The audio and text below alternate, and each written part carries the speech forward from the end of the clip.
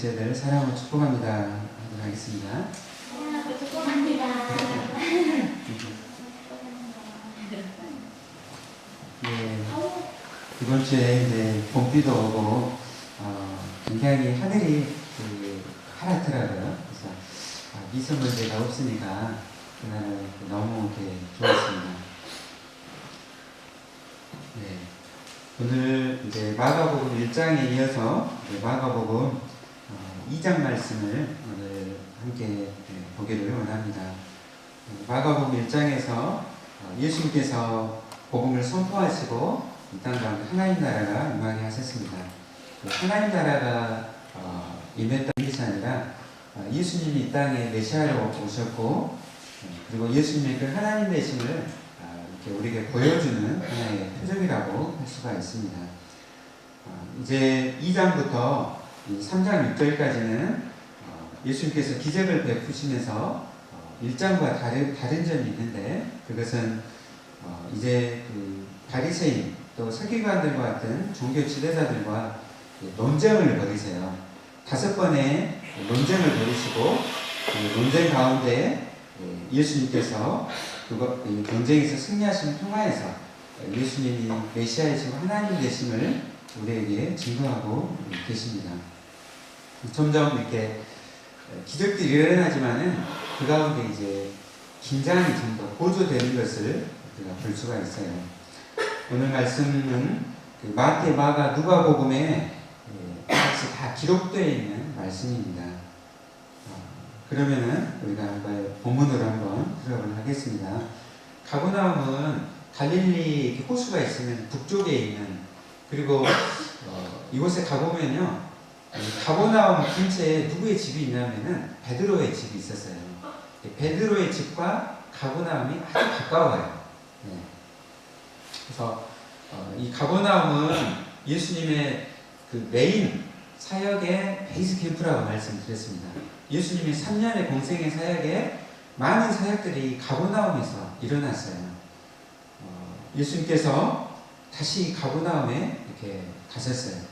근데 예수님이 이제 많은 기적들을 베푸셨잖아요. 이제 그 소문을 이제 많은 사람들이 이렇게 들었기 때문에 많은 사람들이 이곳에 몰려들게 됐어요.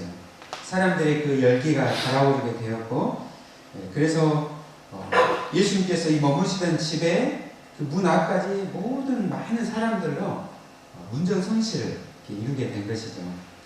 그런 곳에 그곳에 어떤 사람들이 왔을까요? 정말 이 예수님의 치유하심을 받고자 온 그런 사람들도 많이 있었겠죠. 그리고 예수님의 가르침이 그런 바리새인과 같이 그런 가르침이 아니었기 때문에 정말 그 가르침을 받고자 온 사람들도 있었겠고, 그리고 예수님이 어떤 분이실까 호기심을 가지고 왔던 사람들도 있었겠습니다. 그런 많은 사람들로 가득 찼는데 그 가운데 예수님께서 이제 말씀 보면은 그들에게 도를 말씀하셨다고 하고 있어요. 이 도라는 것은 1장 15절의 말씀처럼 하나님 나라의 복음이죠. 하나님 나라의 복음을 그들에게 전하는 것입니다. 헬라어를 보면 이 말씀은 로고스로 되어 있어요. 로고스. 말씀은 여러 개가 있죠. 로고스가 있고 또 레마가 있고 이런 말씀이 있지만은 오늘 말씀에서는 로고스로 되어 있습니다. 로고스라는 것은 예수님께서 하나님의 다스림으로 통치하고 계시다. 그걸 위해서 로고스로 기록을 하고 있는 거죠. 그래서 오늘 말씀 이후에 어떤 사건이 일어나냐면은 이제 먼저는 죄를 사하신다는 말씀을 하시고 중풍병자를 일으키시죠. 그리고 그 가운데 서기관들과 논쟁을 벌이시죠. 이 모든 것이 다 로고스 사역 중에 일어나게 된 것이에요. 그래서 예수님의 이 로고스 말씀의 사역은 단지 지식을 전하는 데 있는 것이 아니라 사람의 몸을 치료하고 영혼을 구원하며 또 논쟁을 통해서 하나님 나라의 다른 가르침을 세워나가는 하나님 나라가 임했다라는 것을 우리에게 보여주기 위해서 바로 도를 말씀하셨다. 로고스로 말씀하셨다는 것입니다. 한 중풍병자를 4사람에게 메워가지고 왔어요. 근데 너무나 수많은 사람들이, 저도 가버나움에 가봤는데요. 꽤 큰 회당이에요. 작은 회당이 아니에요. 근데 그 집에 그 주변에 수많은 사람들이 몰려든 상황이에요. 그러니까 도저히 이 중풍병자가 이 안으로 들어갈 수가 없는 그런 이제 문을 열고 들어올 수는 없는 상황이죠. 근데 당시에 집들이 어떻게 되어 있냐면은 이 계단으로 이렇게 되어 있어요. 네, 계단으로. 그러니까 집과 집들이 연결되고 이어져 있어요. 그래가지고 어떤 생각을 했냐면 도저히 수많은 사람들 올라갈 수 없으니까 삭개오 같은 경우도 도저히 예수 만날 수 없으니까 어떻게 했죠? 나무 위로. 네, 뽕나무 위로 올라갔잖아요.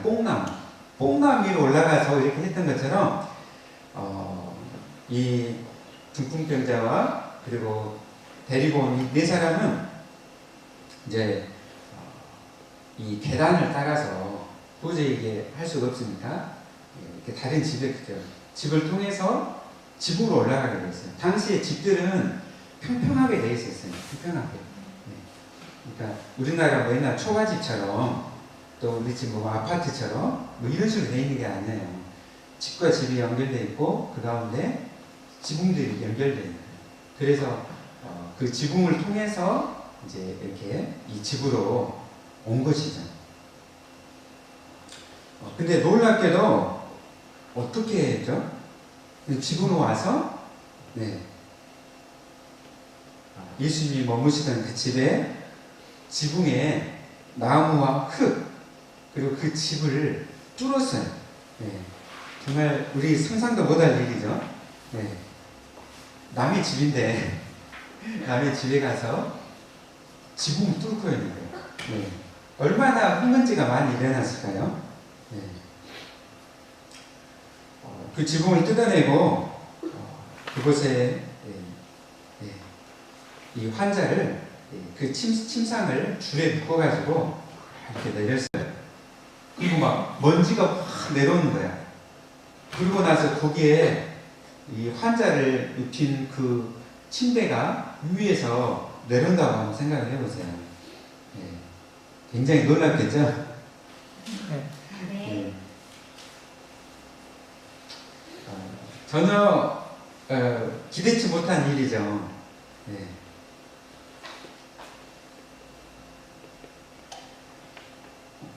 그런데 우리는 만약에 이런 일이 생긴다면 전부 다 지붕이 뚫린 데를 쳐다보고 환자를 다 쳐다보고 할 것입니다. 저를 쳐다보지는 않겠죠. 근데 오늘 이 마가는 카메라를 이 지붕 뚫렸는데 이 환자에다 카메라를 두는 것이 아니라 갑자기 카메라를 예수님께 탁 돌리는 거예요. 정말 그런 생각 하겠잖아요. 지붕이 지금 뚫렸는데 이 집주인은 어떤 생각을 할까? 여러 가지 생각을 했었는데 그런데 전혀 관심을 갖지 않고 예수님께로 카메라를 돌리고 있습니다. 우리 5절 말씀 함께 읽어볼까요? 시작. 예수께서 그들의 믿음을 보시고 중풍병자에게 이르시되 작은 자야 내 죄사함을 받았느라 하시니. 아멘. 예수님은 먼저 내가 그들의 믿음을 보았다 이런 말씀을 하고 있어요. 왜 그러냐면은 이 예수님께서 믿음을 보신 것은 당시에 그 문화가 지시했던 그 문제 해결 방식을 뛰어넘은 것이죠. 그렇죠? 누가 그 지붕을 뚫을 거라고 누가 생각을 했을까요? 그렇죠? 그거 아무리 생각할 수 없어요. 그냥 계단을 해서 올라갈 수는 있지만 남의 지붕을 뚫는다는 것은 생각할 수가 없는 것이죠. 우리의 살아가면서 우리의 문제가 네 가지의 문제가 있어요. 심플렉스 도메인, 그 다음에 컴플렉스 도메인, 그 다음에 컴플리케이트 도메인, 그 다음에 케이오스 도메인이라고 해요. 심플렉스 도메인은 내가 살아갈 때 실제 문제가 발생해요. 근데 내가 이렇게 딱딱딱 해서 이 문제를 해결할 수 있겠다. 그럼 이 심플렉스입니다. 간단히 해결하는 거죠. 그 다음에 이제 컴플렉스는 좀 더 복잡해져요. 복잡한데 그래도 여기에 대해서 문제 해결이 좀 있어요. 너무 그러니까 우리 이거 하는데 너무 힘들겠다. 그런데 문제 해결이 있는 거죠. 컴플리케이드는 그거보다 훨씬 어려운 차원의 문제. 맨날 잠을 못 자고 이걸 어떻게 해결? 오늘 이 문제 같으면은 어떤 문제였을까요? 우리 같았으면 우리 좀 다를 수 있죠. 어떤 사람에게는 컴플리케이드가 될 수도 있고 어떤 사람에게는 케이오스가 될 수도 있겠죠. 심플렉스라고 생각하는 사람은 여기 없죠. 아무도. 남의 집을 여러분들이 그냥 지붕을 뚫어가지고 그래 할 수 있겠어요? 거의 믿음이 좋으면 컴플리케이드 정도 될 거고 대부분 거의 케이오스 이런 수준일 거예요. 예수님께서 믿음을 거신 것이죠.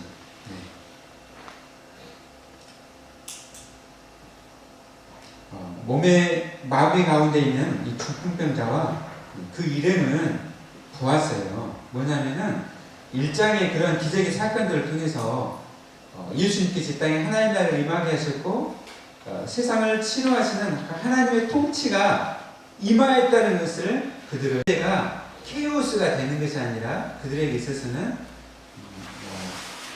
컴플렉스나 심플의 그런 도메인이 된 거죠.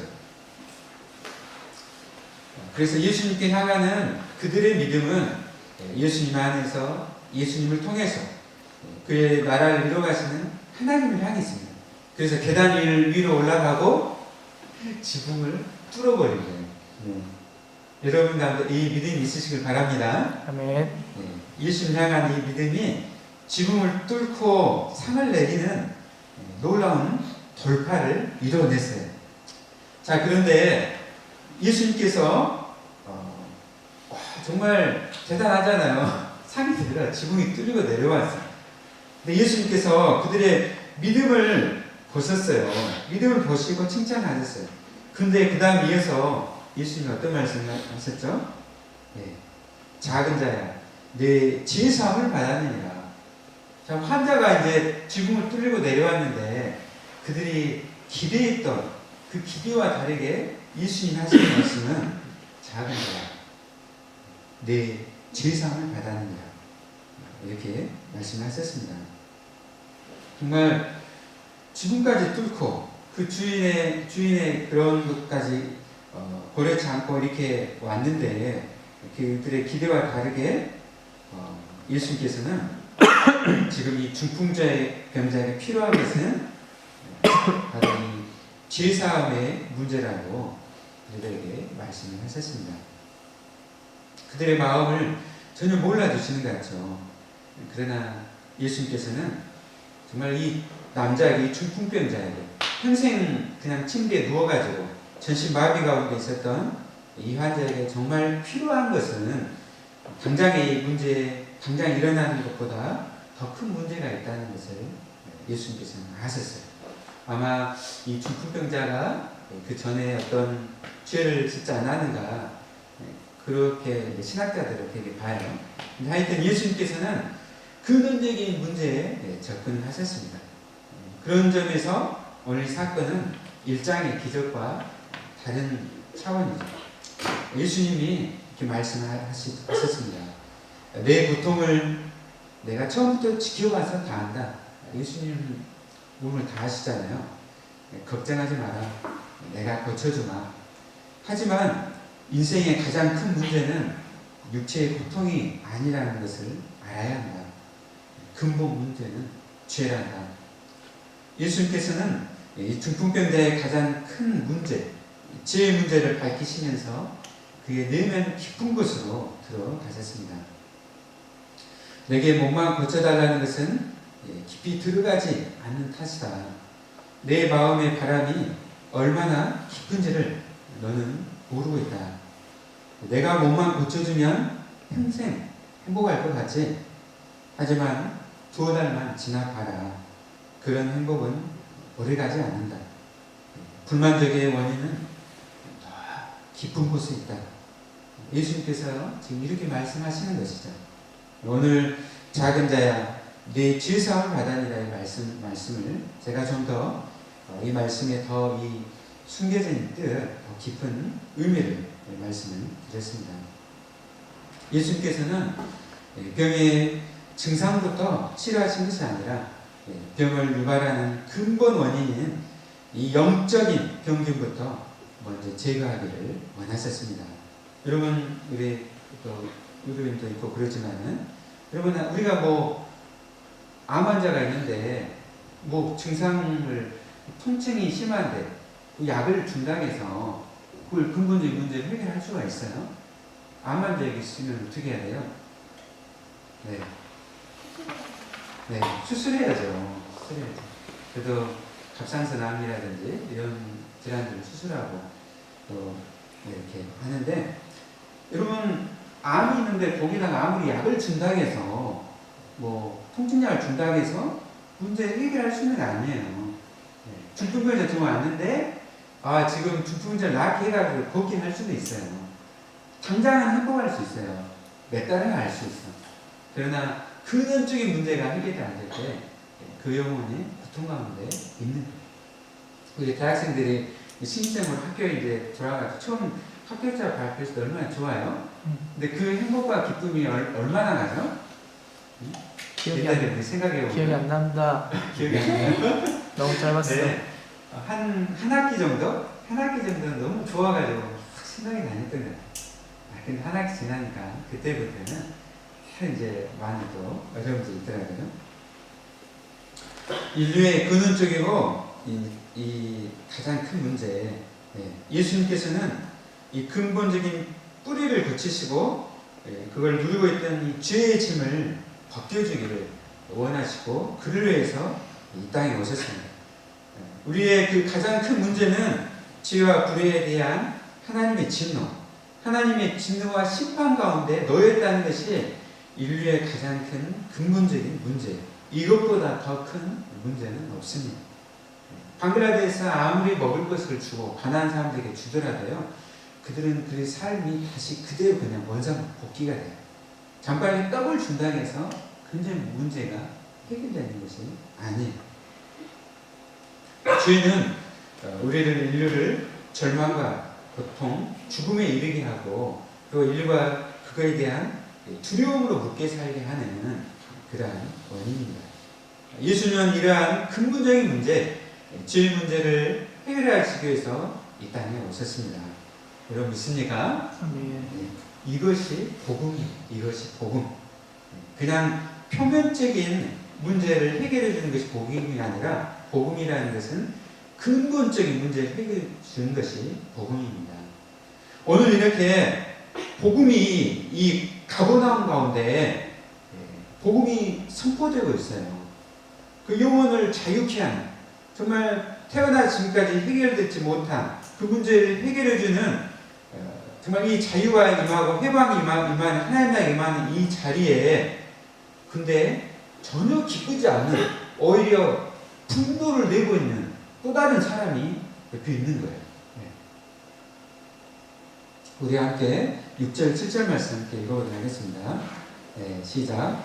어떤 서기관들이 거기 앉아서 마음에 생각하기를, 이 사람이 어찌 이렇게 말하는가? 신성 모독이로다. 오직 하나님 한 분 외에는 누가 능히 죄를 사하겠느냐. 한쪽에서는 자유가 임하고 있는데 한쪽에서는 마음을 닫고 그리고 분노하고 있는 사람이 있었습니다. 그 사람은 유대율법의 전문가인 서기관이 있어요. 서기관은 오늘날 따지면 신학학자예요.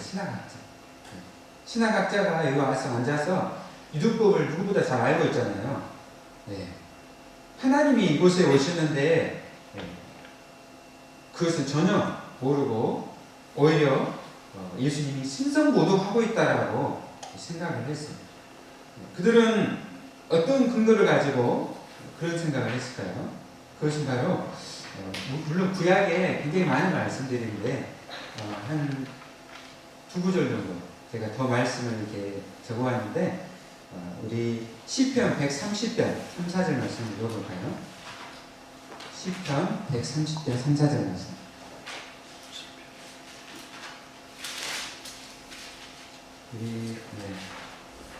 주한이가 한번 읽어줄까요?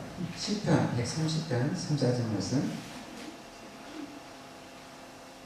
여호와여 주께서 죄악을 지켜보실진대 주여 누가 서리이까 그러나 사유하심이 주께 있음은 주를 경외하게 하시니라. 아멘. 예. 사유하심이 누구에 있다고요? 주께 있다고 했죠. 이 주라는 것은 하나님, 여호와 하나님을 말씀하세요. 예. 그러니까 죄를 사하는 것은 오직 하나님께만 있는 거예요. 예. 또 우리 이사야서 43장 25절 말씀 윤재자님이 한번 읽으실까요? 이사야서 43장 25절 말씀.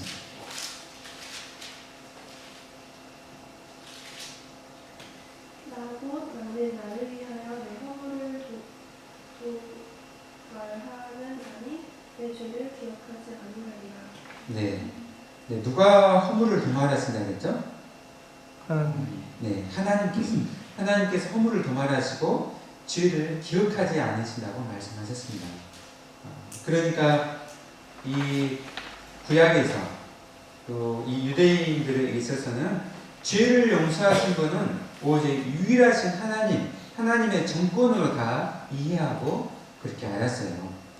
그런데 하나님만이 하실 수 있는 이 죄사함을 오늘 이 자리에서 예수님께서 죄를 사하신다라고 선언하시니까 예수님이 하나님의 그 특권을 침범했다라고 그들은 생각을 한 것이죠. 당시에 이 죄사함은 성전에서 이루어졌어요. 그러니까 대제사장이 성전에서 이 죄 용서를 위한 속죄 제사를 드렸죠. 여러분 다 아시죠? 성전에서 짐승을 잡아서 피를 제단에 뿌려가지고 그곳에서 이제 속죄 제사가 드려진 것이죠. 그래서 용서를 받았습니다.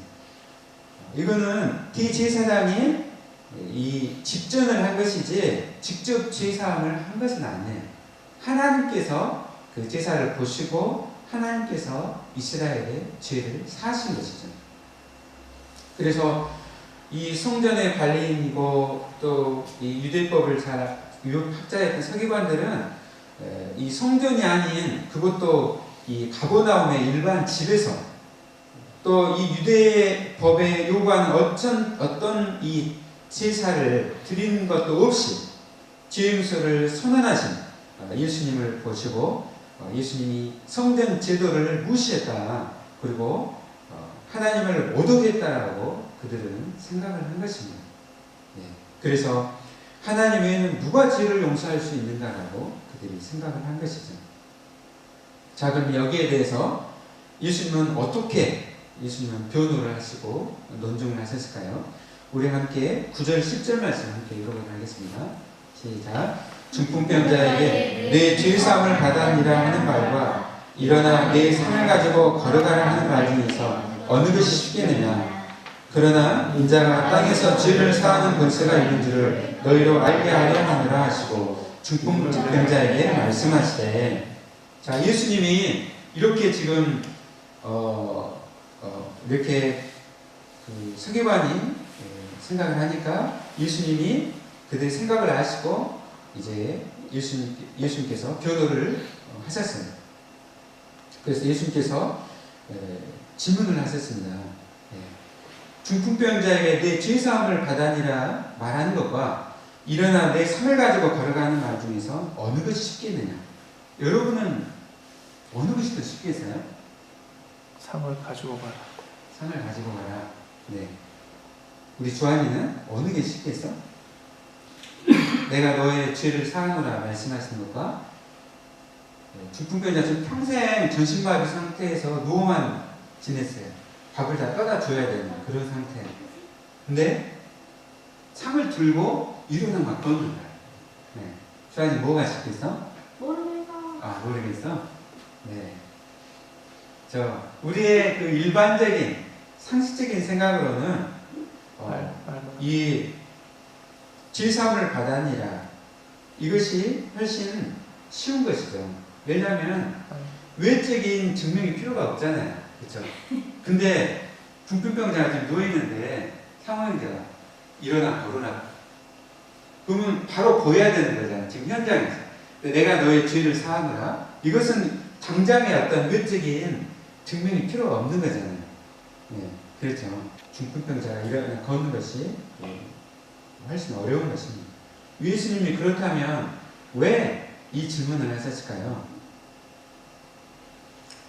만약에 예수님이 실제로 그의 몸을 고쳐주어서 그가 일어나 걸을 수 있게 된다면 앞에 전자에서 말씀하셨던 죄를 용서한다는 그 능력이 있다는 것을 예수님이 증명하게 된다는 것이죠. 그러니까 더 어려운 일을 하게 되면 더 쉬운 일은 당연히 하실 수가 있다는 것입니다.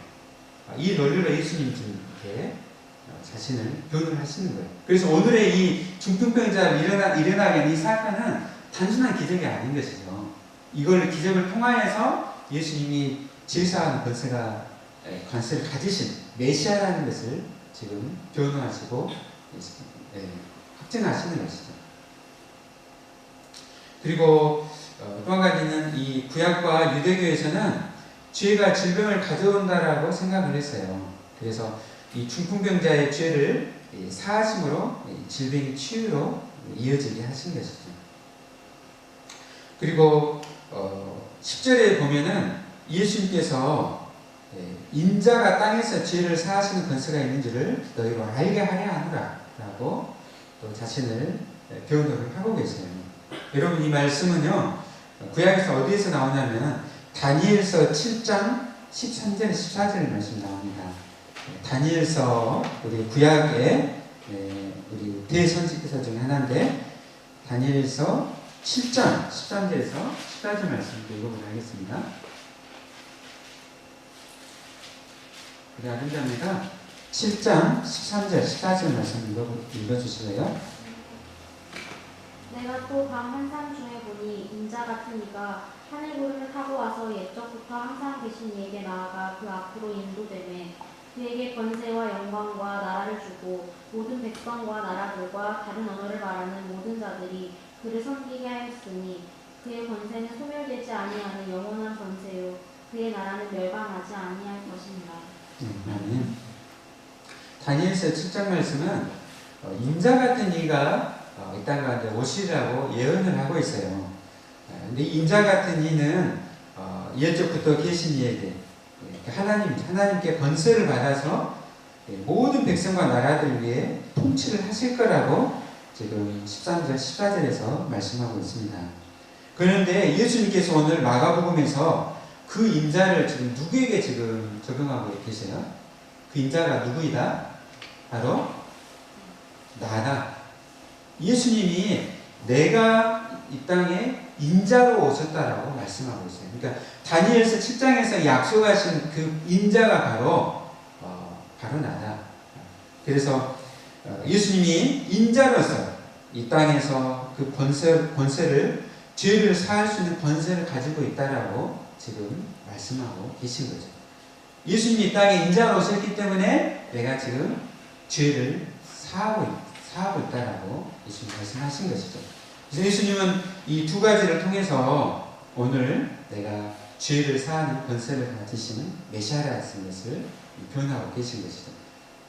그렇다면 이제 이 서기관이 지금 예수님이 신성 못 얻겠다라고 그들이 고소를 했고 예수님이 이제 두 가지를 통해서 이제 변호를 하셨잖아요. 그 최종 판결이 어떻게 이루어지는지 우리가 보도록 하겠습니다. 우리 11절, 12절 말씀 함께 읽어볼까요? 시작.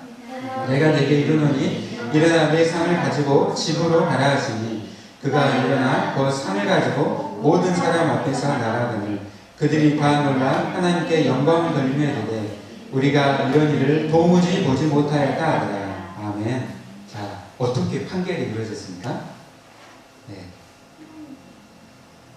네, 11절 말씀에서 12절 말씀에서 자, 판결은 중풍병자가 예수님이 내 상 가지고 집으로 가라 하시니까 어떤 일이 일어났죠?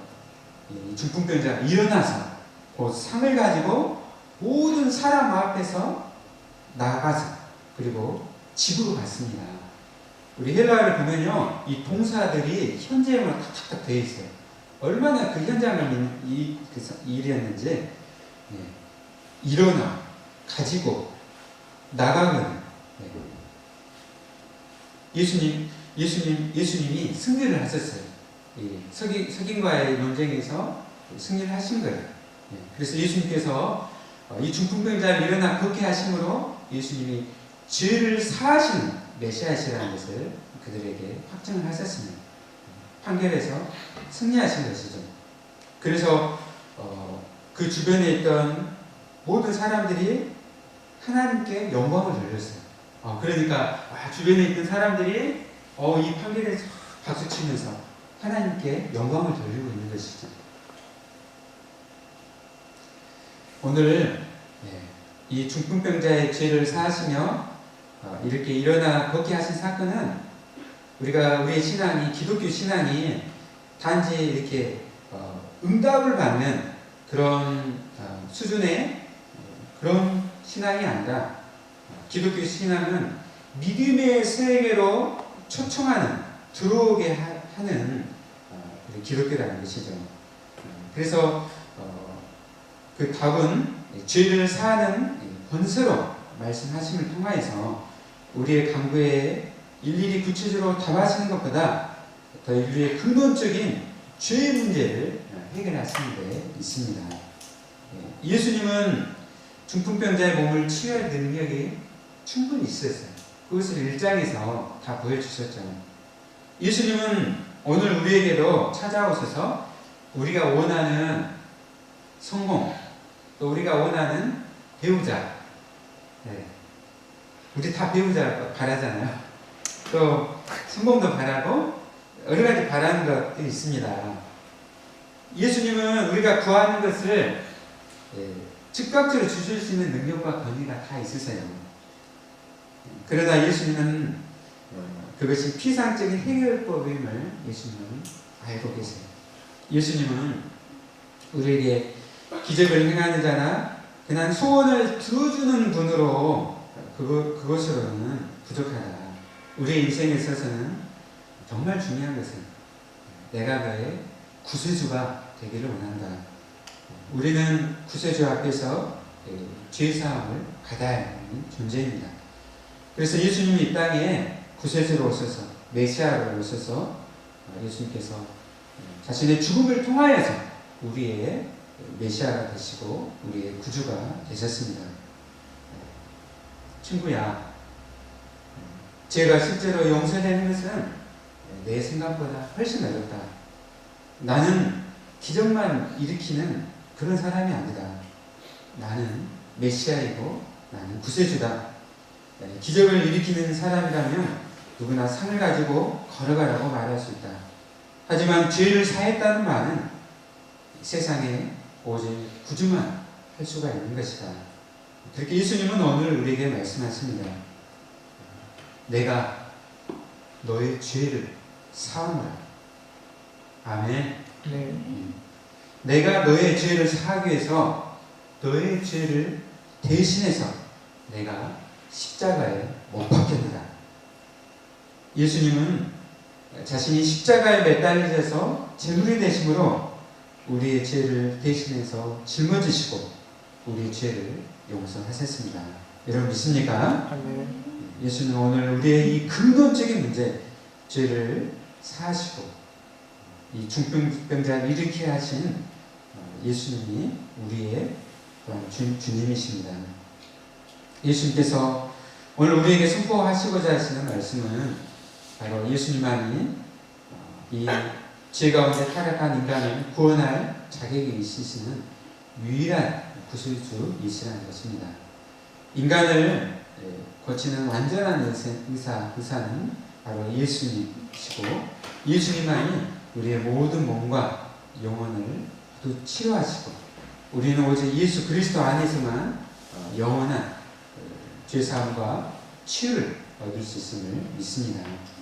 우리가 이제 특별히 3월달 한 달간 우리가 사순절 기간이라고 하죠. 예수님의 그 고난과 부활주를 맞이하면서 이 기간을 사순절 기간이라고 합니다.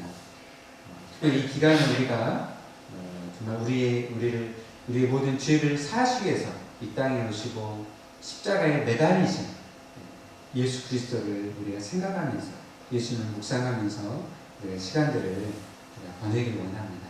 그리고 그 아들을 이 땅에 보내신 하나님의 그 크신 사랑을 우리가 생각하기를 바랍니다. 아멘. 우리 분열교회가 참으로 예수님을 더 생각하고 정말 그 십자가를 생각하는 우리 교회가 되기를 원합니다. 또한 이곳이 가버나움처럼 정말 하나님의 우리가 정말 말씀으로 우리가 살아가고 또 영혼과 육체가 또 치유함을 받는 하나님 나라가 이루어지는 우리 분유의 교회가 되기를 예수님을 축원합니다.